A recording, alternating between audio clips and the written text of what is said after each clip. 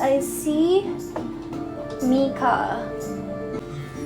So, ito po ang ating Beanie Mika AR Pokemon card. Ito yung for front design, back design, and the AR.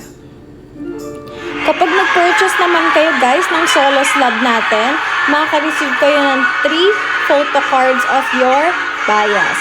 So kung si Beanie Mika po ang orderin nyo, meron po kayong libreng 3 photo cards of Beanie Mika. Nandun lahat sa'yo, sa'yo.